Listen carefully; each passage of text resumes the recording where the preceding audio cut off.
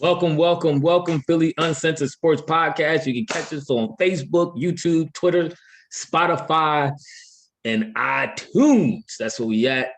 Like, share, subscribe, do the thing, get the good content out there.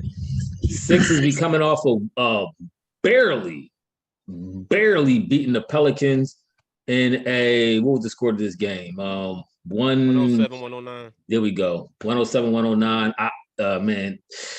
Undermanned Pelicans team at that, by the way.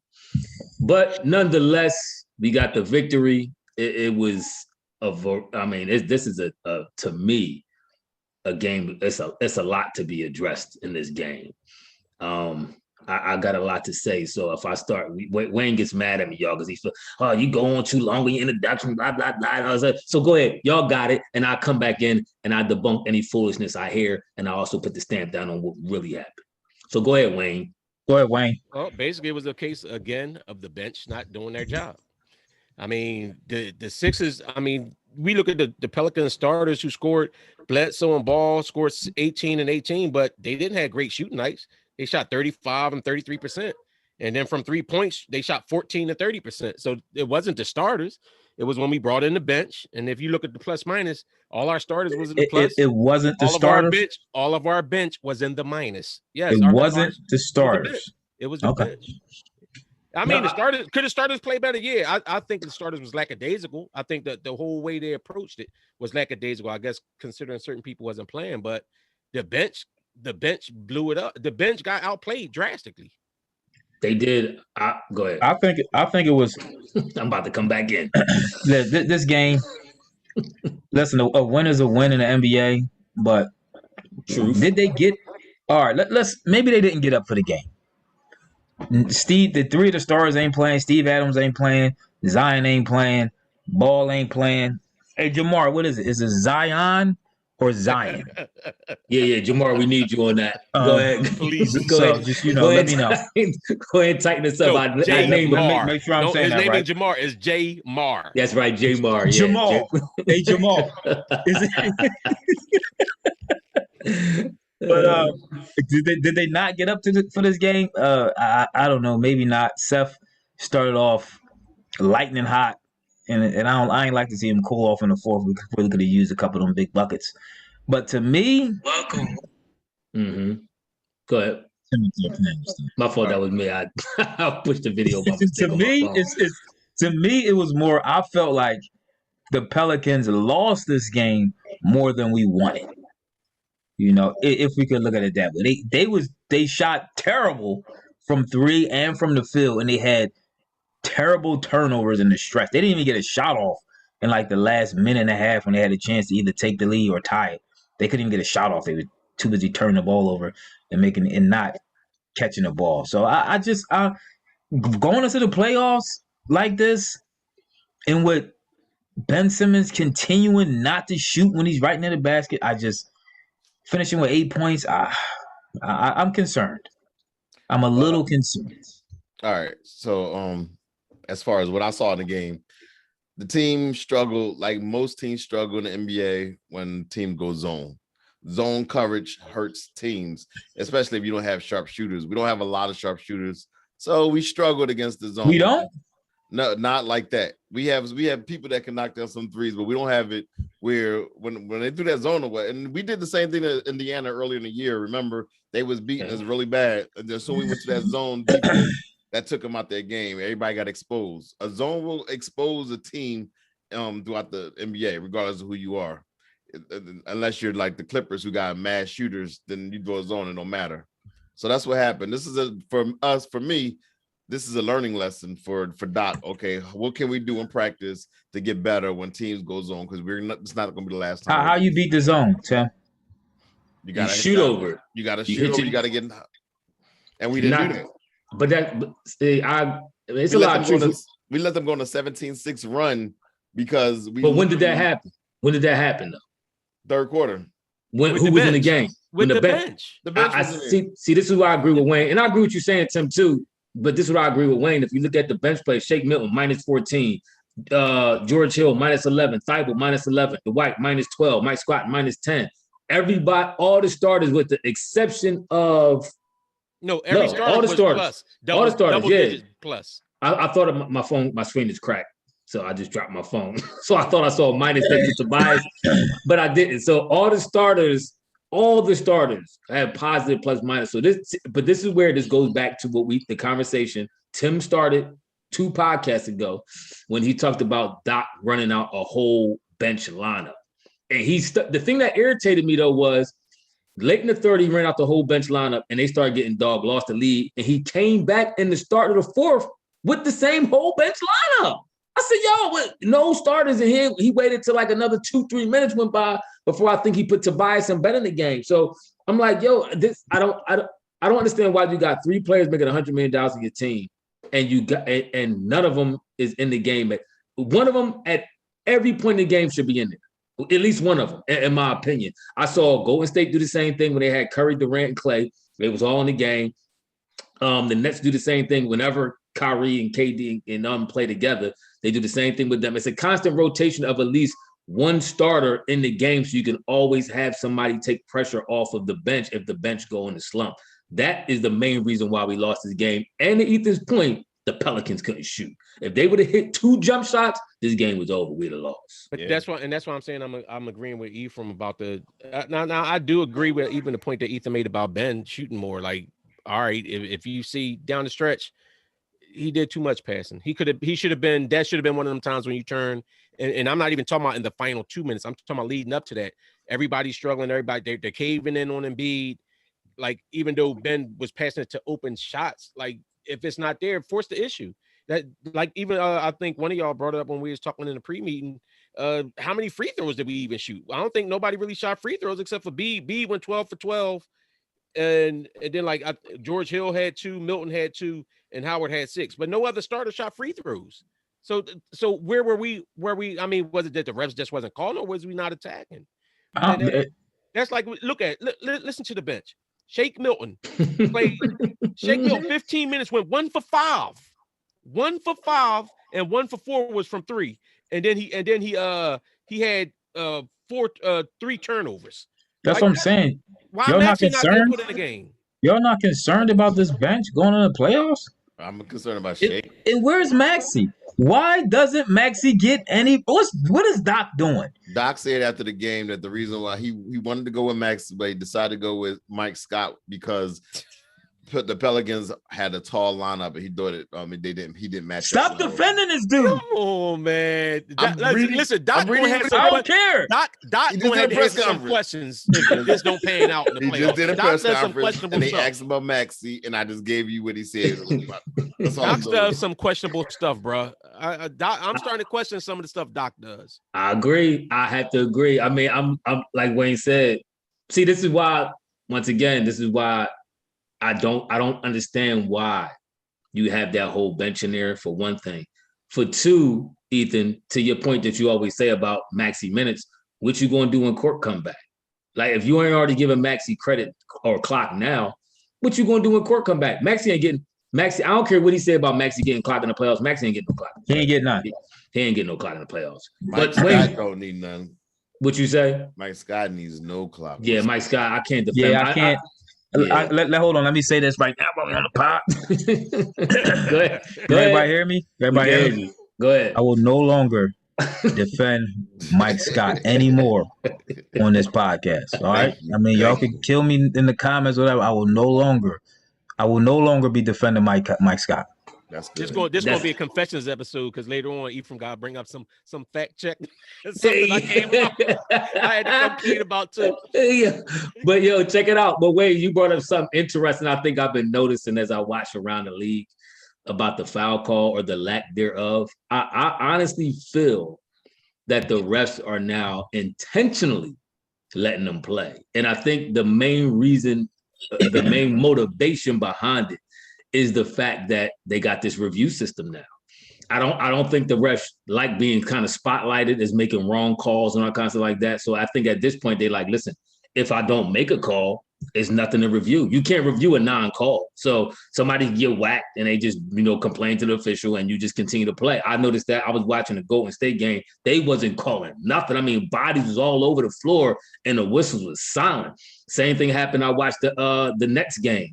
whistle silent for the most part. Same thing happened when I watched the Clippers game the other night. Whistle silent. So I actually don't mind it too much because I thought it was at a point where they was calling too many fouls.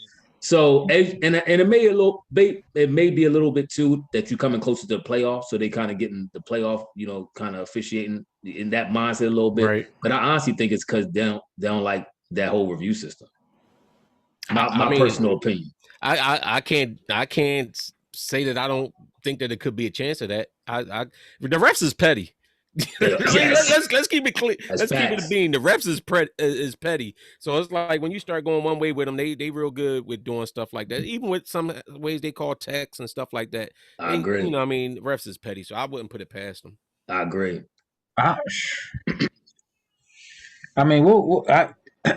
If the New Orleans shot 30% from three, we'd have lost this game. I agree with that. They shot 25 from three. Man, they was 9. This is a crazy number. They was 9 for, where's it at? 9 for 36. Wow. Yeah, yes. They was just chucking them and jacking them. And Drew and Eric Bledsoe couldn't hit the backside of a barn. What he hit, like 1-3 maybe? What he hit? Man, I thought he was I watched him. I used to watch him in Phoenix. I watched him in Milwaukee. I knew he couldn't shoot when he was in Milwaukee. And this is what I was saying. That because Drew Holiday's replacing him, that really gives Milwaukee help over there. Because you see how Eric Bledsoe was playing tonight. He could hit nothing. Drew Holiday is a much better player than him. I agree. We'll see what happens going to the playoffs, man. I don't want to see Miami. I'm going to tell y'all right now. I really don't want to see Miami, and I don't want to see Boston. Y'all can say what y'all want. I don't want to see Miami or Boston. That's all. I'll say this before we talk about the playoffs real quick. You were just talking about, Wayne mentioned it a little bit earlier, but this has to be addressed, bro. I know we do this all the time, but when your man got to shoot more than 8 shots, man, in a game like this, Ben Simmons, come on, bro. Was it even 8? I think it might have even been 6. How many shots? Thank you. He shot 8. As co-president of the Ben Simmons haters club, I'm glad you brought that up. We can get into that because, and this is what irks me. This is what irks me though, because around like the 3-minute mark, he actually did a very nice play. He put ball in the weight room and he shot the little baby hook over ball. Boom, it goes in. Then I think it might have been like the 4-minute mark. And then somewhere around like the 3-minute mark, he tried it again or something and he missed. And then he didn't take any more shots for the rest of the game, but instead he got in the paint and passed it to B 3 feet away from him. I'm like, this is the stuff. And then B literally tried to force him a shot with 3 people draped all over him. He didn't get the foul call. Like I said, they haven't been calling fouls, whatever. But this is what I'm talking about with Ben. That irks me. So bro, when I come at Ben, everybody think it's just Ben hate, but this is the stuff that I don't like. This is the stuff that could, when we go against the Nets and we go against Brooklyn, you think Ben gonna be able to put up 8 shots and we gonna be able to, huh? What'd you say? You said when you go against the Nets and we go against Brooklyn. Oh yeah, you know what I mean? The Bucks and the Nets. When we go against them, even Miami, like Ethan said, we're not gonna be able to get away with that. Ben shooting 8 shots and not being aggressive in the paint is not going to help us win. But Ben Simmons had 9 rebounds, 10 assists, 8 points. He was a plus 13. You happy with the Draymond Green numbers? He wasn't the problem tonight. The Are problem you happy again was with the Draymond Green numbers? They couldn't shoot over the zone, and the bench stunk it up. I agree with that. I agree. That's why that was the first thing I said. From this is my thing, and it's funny though because some kind of way, and maybe it's part of the dynamics of the podcast. And it's like but now Ethan has been drastic with the hate, but when me and Ephraim talk, it's like I get it. First of all, everybody talking like I'm this big Ben fan. I've ripped Ben for years. I'm just to the point now, whereas though, except for the 1 year when I thought he was shooting the jump shots, and I said I thought he was going to be a top 3-point guard in the league because I thought he was going to come and shooting. But then that easily got dispersed early on, and then from then on, I'm like, I accept him for what he is. My problem is when people say he's complete trash and he brings nothing to the team, and that he has no value to the team. But I agree with everything that y'all saying about him with those, and I don't care if he doesn't shoot, if everybody else hitting and he's passing it to them. But when it's not there, stop trying to force the pass, Like it was like one pass he came down and it was like a little dumb, like he tried to do a fake and then throw it. Like they anticipating it. Yes. Because you're not even giving them the threat to make you think that you're going to do anything He else. only except had 2 turnovers the entire No, he game. did. Tim, I'm not ripping him because I appreciate the stuff he does. But his dumb stuff like that at times, that's just a bad basketball play. And that's not ripping him and saying he's trash, this and never, but that's a bad basketball play. It was 2 Here's my problem with Ben is So let Tim defend him. Let Tim defend. Go ahead, Tim. Go ahead. Where's your cape?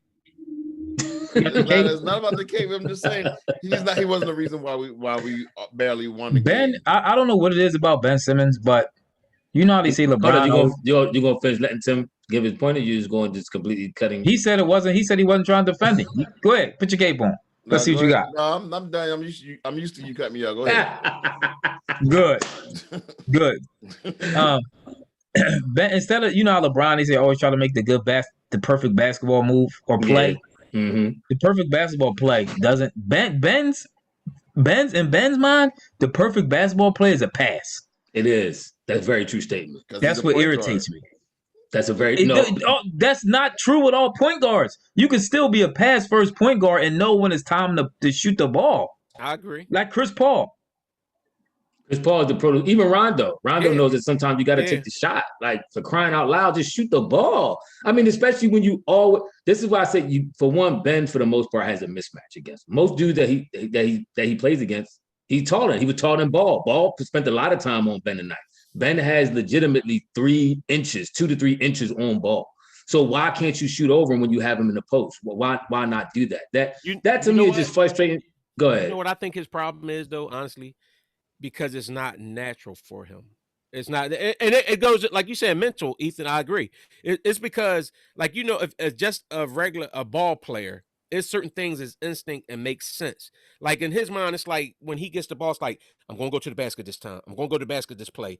And that's his mindset, go to the basket. And it's like, even if he puts up a shot that's defended and it roll off whatever, or it's like he'll come down and say, well, I'm going to go down here, I'm going to drop step, I'm going to spin. It's like everything he does is calculated and not whereas though it's like a counter move. And I think that's his biggest problem is if you got a counter move off of that, then it comes more natural. Like when you see Harden or Kyrie and all them, like they doing in the flow, and then if somebody step up, the natural instinct is to bang, go to another move and try to offset it, even Bede. So you saying doesn't do that. Whatever Ben make his mind up to do, he doesn't change it mid-play. I think so. And the times that he does is when it looks horrible, like when he gets stuck in the lane and he's looking like where I'm gonna go with it. Because his thinking capability is not like that. No, for real, and that's not me trying to call him Rain Man. He's trying to call him his little mind. It is though. It is. I think we all said it was mental. It got to be mental because we've seen him hit shots and he don't shoot it. So he went from great. I'm gonna counter that.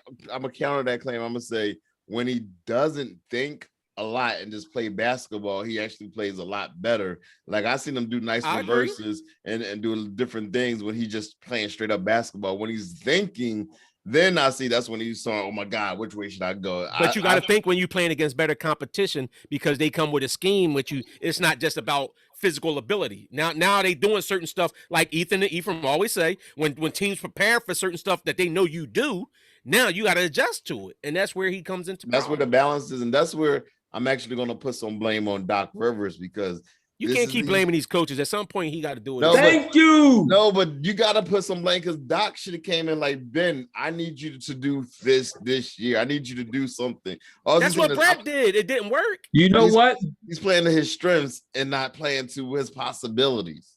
But y'all was all giddy. Y'all was all giddy when y'all came here saying, Doc said Ben don't need to shoot. Doc said Ben don't need to shoot. Remember that? Yeah. Remember y'all came in here like that? I still don't think he has to shoot. See? See what I'm saying? See, I don't agree. But see, that's because we'll come into a game. We'll come into a game. We could win by 20. And you're like, Ben only shot 3 times. Like, so what? I don't care if we win. And that's been my point from the beginning. If we win, I don't care. If he costs us a game, then I will rip him. Because you stuck it. You want instant. I don't care about instant gratification. I want to win it when it counts. Isn't the point to win?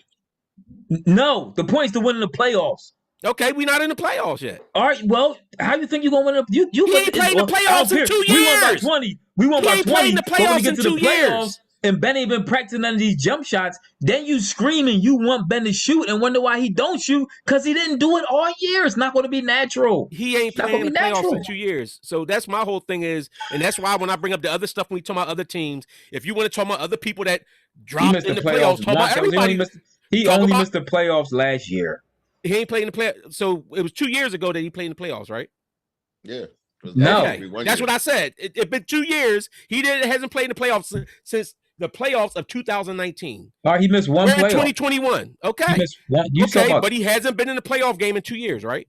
No. That's what I said. Because the second year he'll be in the playoffs. Okay, but he has not played in the playoff game in 2 years. That's what I said. No. That's wrong. A year and a half. When last time he played a playoff game? Tell me the date. When you right, it's 2 years. Tell me the date. Wade is wrong. So we established two things. We established that Ben went from LeBron to radio. All right. No, because I never called him LeBron. That was y'all fools. In one podcast. So we established that, right? We never gonna get him on the show. Never. That was y'all fools on it. He the next Bron. You know how Ethan when he CC Bron, he the next Bron. I'm just saying this was the expectations, right? So he's been so okay. All right. So this is what we learned, and we also learned that Tim loves to blame coaches for Ben Simmons' mistakes. This is what we learning here. And I'm tired of both of them, right? I'm tired of all this. Tim, stop blaming him. Ben is responsible for Ben. All right. Ben but is now responsible for Ben, but sometimes you need to get that kick. And I mean, because you've seen Doc Rivers chew people like last game, he chewed Maxey out for shooting with 20 seconds left on the shot clock. And he chewed him out. And he noticed he ain't get in the game today. So after he did that, so I'm like, but that tells me something though. What does that tell you though? But what it's telling me is that when Doc Rivers, when he hold players accountable, then they got to sit there and they're gonna have to do. They got to do. But why? Okay, but why wouldn't he? Why does he hold Ben accountable? You don't think that? What is that telling you? Now I'm not trying to go deep into the psychoanalyzing. I think we did that a little bit already. But that might be telling me he don't think Ben can handle that. Or that players get coaches fired, like his last job. So how many coaches do you think Ben Simmons should get fired before you trade him? 4? What is it, 4, Tim? I mean, who next? I don't think he got any coach fired yet. I think Brett got himself fired. Brett, it was time for Brett Brown to leave. That is true. Well, go ahead, Tim. What I'm saying is for Ben Simmons to go to the next level, if he's not willing to take himself there, somebody got to take him there for him. They got to hold him accountable. I know. Go ahead. You got to force them. It's easy. You don't play, or if you don't. Brett Brown tried to do. At first, you can't. It's hard to not play $100 million dude. That's hard to do. The players hold so much clout and so much weight in the franchise. Tim, it's hard to do that.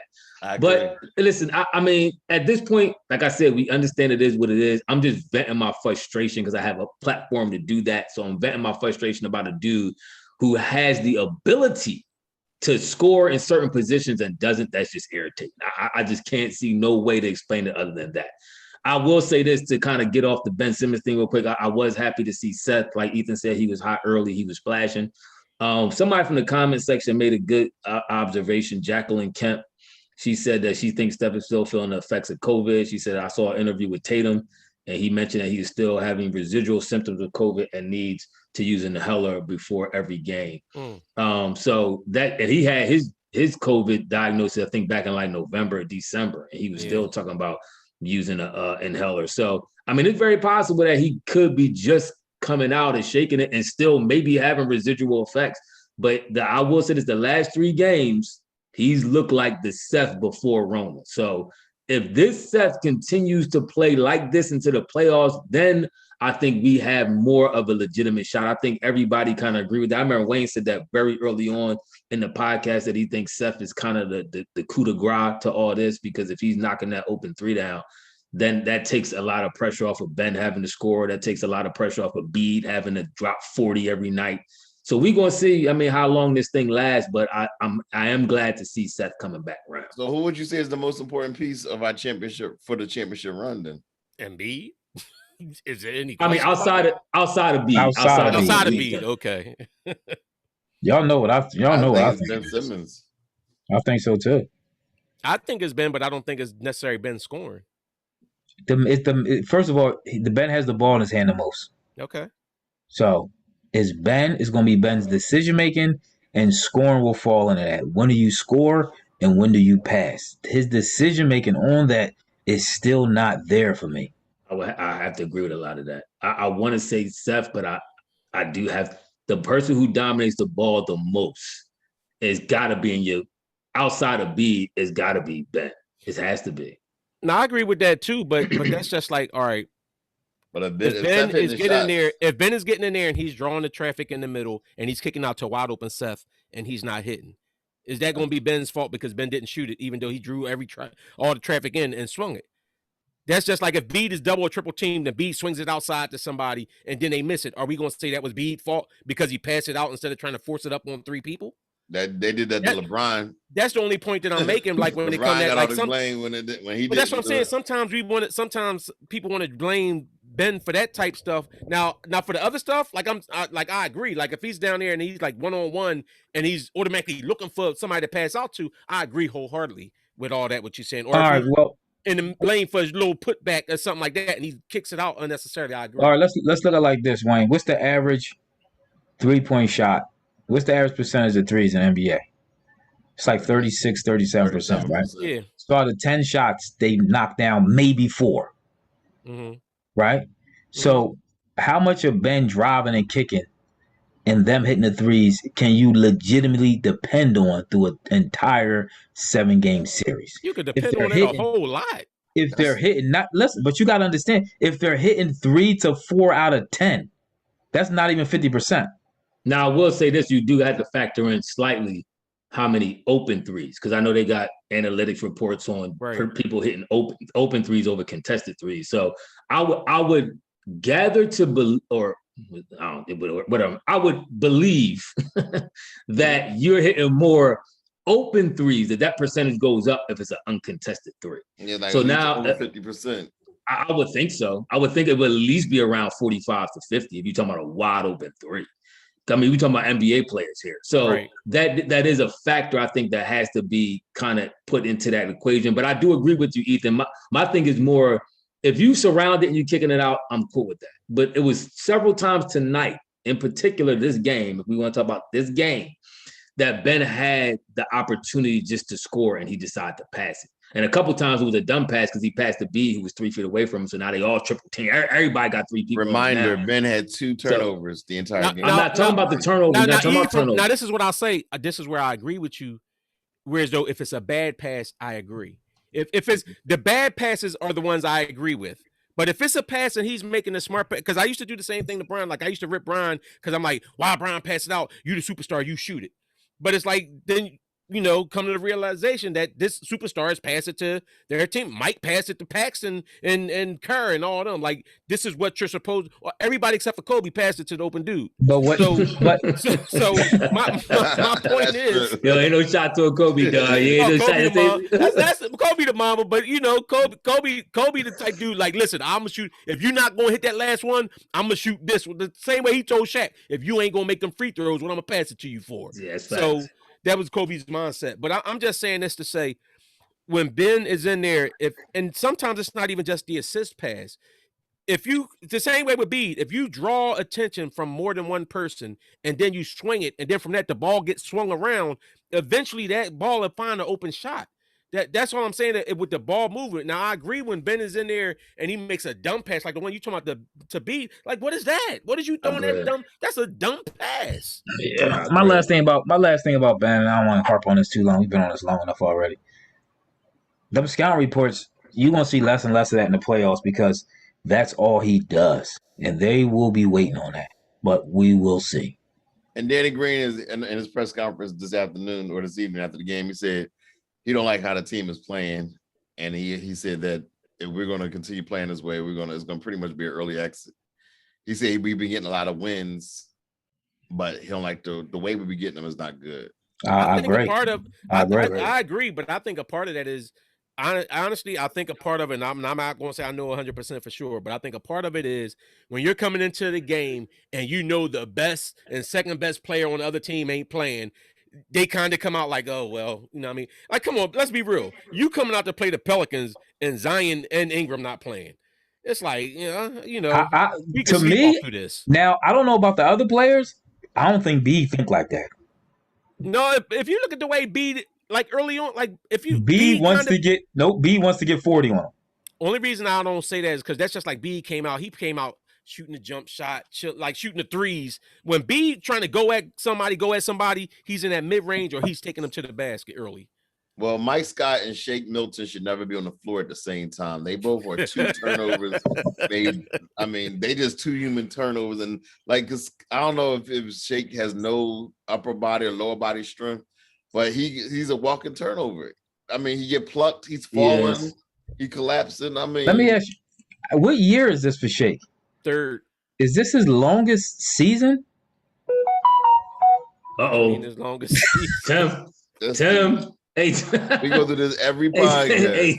Hey, Tim, you guys start cracking a whip on these jokers, man. Get your show under control. You guys start put him in the bathroom. Put him in the bathroom.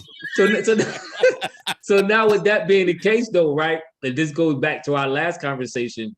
Are we ready for the Bucks? I've been having this conversation on several different platforms, text strings. Yeah, on several different text threads. Are we ready for the Bucks? Because remember last time, this is why I say this. Remember, now Wayne, go ahead. We talked about the Bucks having legitimate scorers, right? Outside of Giannis, and then you got Middleton, then you got Holiday, and then I even threw in Lopez in there, and I said, and I quote, I guarantee you, Lopez got more 20-point games than Curry and Ben. And then you just and you said you don't think so. Then you did a little research. Yeah, that's what you're supposed to do. What did you the research? You know what's funny? I did. And when I looked at it, you know what's funny? Oh, he had a whole bunch of 30-point games. But you know what's funny though? Because as soon as I looked at it, now of course most of them was like years ago, but I forgot he was the man on the Nets back in the day when he was putting in work. I was thinking about his brother. And then when I looked, I was like, "Oh, dang, that's right. This is the boy that was giving out that work." But to my credit, I did let Ephraim know. Ephraim had to chase me down. I was like, "Yo," I looked at the stats. You're right. I forgot about that. I got something to say about Shake. Oh, go ahead. I'm sorry. This is the most games he ever played in his career in one season. Yeah. So, what you think? He tired? Yeah. Can he be hitting the so-called rookie wall? He played a lot of minutes in the G League last year. I'm just saying it ain't like he was just riding the bench for the Sixers last year. He went down to the G. Remember, he went to the G League and was playing started minutes in the G League. It's not even about the amount of games he playing. It's just once he's inside the game, all that falling around and getting stripped and plucked and everything. That's what he do. Yeah, he wasn't doing that in the beginning. This season might be taking a toll on him. He's playing worse and worse. I do think. I think he had a couple games. He had a couple games where he picked it up a little bit and was all right, but. He been real erratic this season. But him and Mike Scott never should be on the floor together. Never. I do agree with that as well. This is where I say you got to put that starter in there. But Mike Scott should never be on the floor. Period. I can't argue with that. Don't you ever say for the Bucks again? Ideally for the Bucks, they should go to. Mike play Miami. You see that missing tooth? That's the way it comes out. Period. I would do that again. His mic is all wet now. He gonna mess his mic up. He gonna mess up his mic. Look, I say that one more time. I'm gonna put Ethan Fire out. Period. The fireplace gonna go out. Now I was looking at some of the comments, right? Just to go back real quick. I don't know if y'all had some. Oh, you know what? Let's go back before I go to that. So Wayne, how are you feeling about the Bucks? Do you still feel confident? The same way I still feel the same way I feel about the Bucks. I've been felt about the Bucks. So you think we can legitimately beat them? Yes, we can beat them in a 7-game series the way we looking right now? Yep. Okay. I'm scared we're going to get upset in the first round if we play the wrong team. First of all, so how about the Bucks? The Bucks might have to face Miami in the first round. The same Miami that whooped on them when they had Giannis in the first game before he got hurt. Yeah. The same Miami. They're going to sweep Miami. Y'all wouldn't let me cut me off. Oh, go ahead, Tim. My fault. No, I'm just saying, if the Bucks play Miami, that's going to be a tough series for them. I think they beat Miami though. Why do you think it's going to be a tough series? Jimmy Butler, all he needs is one player to roll with him. If he gets one player the ball, then he gonna take over and close and be the closer for them. He just needs. I think it could be tough because hold on, Jamal. Bam Adebayo. Did I say that right? Y'all Jamal saying his let you- name wrong. It's Jay Mar. Jay Mar let you know. Yeah. Stop disrespecting Jay Mar. He one of our, You're right. loyal commenters and listeners. Because Jay Mar, let him know if he said it wrong. he plays. He could play Giannis very well. That's true, but I mean, I know I was huge on Tyler Hero throughout the season earlier because he had a banging playoffs last year. But much to Tim's credit, Tim talked about this. He's been struggling a little bit, so he one of the main dudes that was the reason why they was able to make that run to the championship. He balled out. He balled out. But that's also remember they had a lot of injuries last year too. They did. So the point guard Dragic got hurt, and then Adebayo was hurt like in the finals and stuff. That's true. So I mean, it'll be a good clash, depending on how the whole thing with the playing game and all that. Because where's Miami right now? I think they're 7th now. So they're in position. They 7th. They're in position for a playoff. They could get ousted by somebody positive. I don't think it's going to happen. They might have to play Washington. If they're in the 7th, they playing Washington. If Washington, Miami's in the 6th. Oh, 6 now. But so how many games are they out of 6? Out of 7th, I mean. 1. So they possibly could be in the 7th. But this is what I'm saying. The Heat in 6, Celtics, Hornets, Pacers, Wizards. Yeah, see, the way it goes, from what I understand, is the 7th team and 8th team play each other. No, 7th and 10 play each other. 7 go and 8, ahead. I believe 7 and 8 play each other. The winner is automatically in, so they're the 7th seed. And then the 9th and 10th play each other, and the loser is out. But then the winner from there plays the loser from the 7 and 8. Oh, okay. All right. I thought it was 7. Okay. So 7 and 8 get 2 chances to get in. Okay. All right. Okay. I'm not trying to understand it right now. Yeah. We the number 1 seed. So who do y'all fear that's going to upset the Sixers from the 8 seed and beat the Celtics? I don't like the Celtics.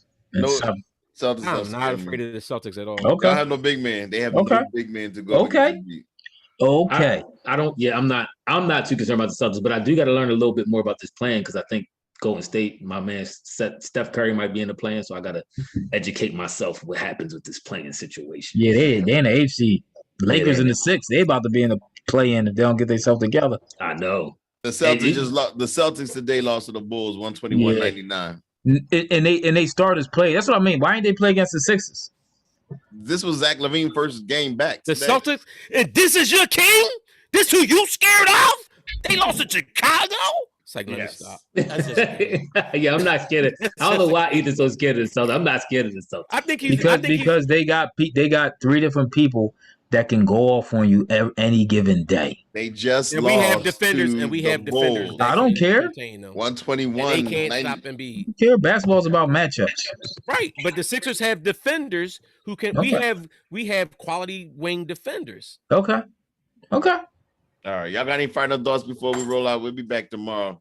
I do have a couple. Hold on. I do have a couple final thoughts. I want to put something up here. It was somebody. Now, last time, remember we talked about final thoughts. Okay. And I'll be. Let's say Tim, chill, man. See Greenwood. Let me address because Greenwood in the comments addressed how we was going in and you just kept shutting it off. So Greenwood said chill with that. Mark Greenwood said chill. So I think he goes by G Wood. G Wood said fall back. Shout out to G Wood. But look, we was talking about Nash stats, right? So somebody came at me and said the president, which you mean to me, the president of the Hate Fan Club, ran off Nash stats and he had 13, 14, blah, blah, blah. He's saying Nash stats was whack. This pretty much is in a nutshell, and this GMNA Leach is his name. So if I'm you said a lot in your comments, so if I'm misquoting your comment, let me know. But you're saying that Nash was whack, which I don't agree with, right? Steve Nash, I think Steve Nash to me is a little bit underappreciated. We're gonna look at Nash. I think stats. He's overrated. You said underappreciated. I think the census is everybody say he's overrated because he won them 2 MVPs when he probably shouldn't have, right? He maybe should have won 1. Okay, but keep this in mind. I'm gonna run off a couple things that y'all may not know. Go ahead. The year before Nash got to Phoenix, their record was 29 and like 50 something. Did they bring a new coach in that year too? Dan Tony got coached the first 30 games of the season. Their original coach got fired, And then Tony came in and coached the rest of the way of the season. Then he was full-time coach the next year. So they brought Nash in. The roster was pretty much the same. They brought an older, what's the dude name? I want to say Jamal Nash, but not Jimmy Jackson. They brought an older Jimmy Jackson in. They still had Stoudemire. Now when Nash got there, it was his third year in the league. But they went from 20 wins to 60 the first year Nash got there. Now, if you look at the first 4 year of the coach, in the first 4 year of the coach. Yes. So, I mean, the players play. Like Jordan said, players play. Okay. Coaches do their thing. I'm not hating, but players play. So they went to 60 wins the first year he was there. This is a dude. Now, keep in mind, this is context for y'all. When Curry went the year he won the unanimous MVP, he was the first player and he was one of 4 players, rather, to shoot 50% field goal, 40% from 3, and 92% from free throw. All right. The only other player recently to do it was Nash, and Nash did it as you can see here, a number of times. Now, granted, he don't shoot at the volume of Curry. Exactly, Curry so it don't matter. Points. So it don't matter. You still averaging scoring 15 points a game. Stop hyping his 15 points a game. So he averaged 18, 53, and 43%, and was shooting over 90% from 3. Mm-hmm. Do you tell me that? And keep in mind, and keep 11 in mind, assists. Mm-hmm. And getting cooked on defense. And everybody got the weaknesses. You don't bring up Ben weaknesses. And losing. You don't bring up Ben weaknesses about wins. And losing as a favorite every year. I digress. But anyway, and a couple times they got gagged. Remember, everybody forget about the time when a bench ran off in the fight. I can't say that first on my list. And remember, Ben Stoudemire got ejected, and which one called him missed that game when they played against the Lakers. They had the Lakers on the ropes. Everybody forgets that. Right. But even past that, also if you go to his playoff numbers. His playoff stats increased. He went 1 year from averaging, I think it was the 06 year, from averaging 18 to 23 points a game in the playoffs. So this is the dude who takes his game to the next level. So my point is, Nash is not trash. A lot of dudes, I think in a lot of basketball circles, once people got the feeling that he got these MVPs that he shouldn't have gotten, when Kobe was in the league, when Shaq was in the league, when AI was in the league, all may be true. But I think at that point, people begin to devalue the game of Nash and how impactful he was in his team. As a matter of fact, in the majority of years that we saw, that 5-year window that he was with the Suns, he was with the Suns for like 7. But when he was in the prime of his career, they never won less than 50 games. And how many championships they won? This one. No. Championships don't matter? How many chips AI win? Oh, hey, listen, I agree. But you give AI. All right, let me ask you this: how many chips Nash been to? He ain't been to none. Okay, let's go. How many chips? Been to one. How many? So what that mean? You lost. Because my whole thing. Before you do that, my whole point was, I'm not talking about Chimney, because my whole point was we were talking about him versus Westbrook. So when you start bringing up championships, talk about how many championships Westbrook won, how many championships he been to by himself. No. Don't see. Then you go with the by himself stuff. It don't matter. It takes a team to get there anyway. But if Steve Nash is on a team that's winning 60 games and they're number 1 and they blowing through everybody in the regular season, then in the playoffs they're losing. He's losing. He's losing as a favorite. Get put in there. My thing is, it's all about context. Now, wait, real quick though. I do got to tell you, I don't say that Nash is trash. I just think that he's overrated. I don't think that he's trash. The same people that used to rip Iverson say, well, Iverson's a great offensive player, but his defense sucks, so he's not that good of a player. This is the stuff they used to say back then, the people that detracted from AI. But then they would hype up Nash. Of course, where would you say Nash was in top 10? Well, where would you say he is in top point guards of all time? I would have to look throughout the list, but I mean, I don't know if he's top 10. I think he's top 10. I know. See, this is how far back you go. This is what dudes do to deflect. If you say I gotta look through the list, if you can't just think of the 10 above his head, right off top of your head ahead of me, he's on the list. Oh, I could think of 10, but he's on the list. Only reason I'm saying that is because I want to give it an educated discuss. I don't want to just go off emotion. I would like to look and see comparative stats and stuff like that if I'm going to do that. Damn, I mean, I can sit there and run off. They go to politician, y'all. They go to politician. When is the guy the politician? I can sit there and run off 10 names. I can run off 10 names. Guy's the politician, boy. But no, I'm not mad at Wayne. I'm not mad at him thinking about his answer for the top 10. I think he's in the top 10. I've been thinking about it for a little bit. I think he's in the top 10 or at least right in the cusp of that. But I think a lot of dudes, I'm just not you, Wayne, in particular, but it's a lot of dudes, I think, once he started winning MVPs, people started kind of pushing him down and down just because they was mad he won, which I understand. I don't think he should have won. I think maybe one of them because they was a 60-win team and he had 18. Like I said, he shot 53%, 40+% from three, 90% from free throw, and had 11 assists. No, that's very impressive. That's impressive. I don't think people understand how great that is, though. Like I really don't. But the only thing is you're comparing that to Steph, and I said that, and you alluded to that. Mm-hmm. Steph Curry, his shooting is so impressive because of the volume of shooting that he's doing that on. Listen, Nash was only scoring like 15 points a game and putting up some of those numbers in most of those years. But my point is, you know how many point guards played in the history of the league and didn't shoot that much?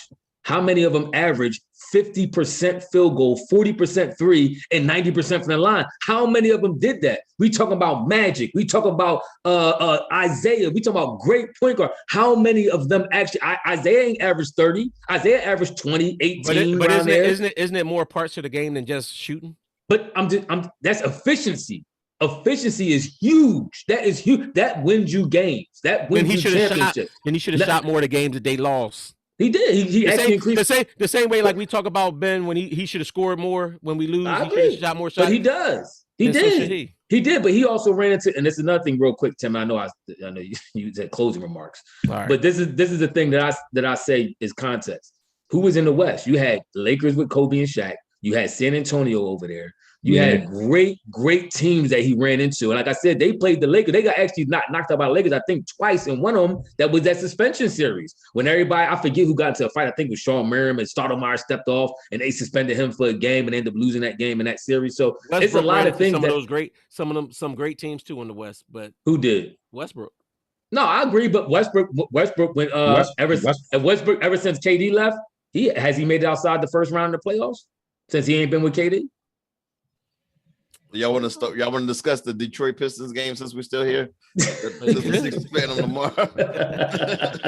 No, that's it. Let me. I just want to address that. That's all. But it's a good topic for conversation. But definitely. I want to hear your comments. Please respond. Don't talk that nonsense about Steve Nash. Please feel free.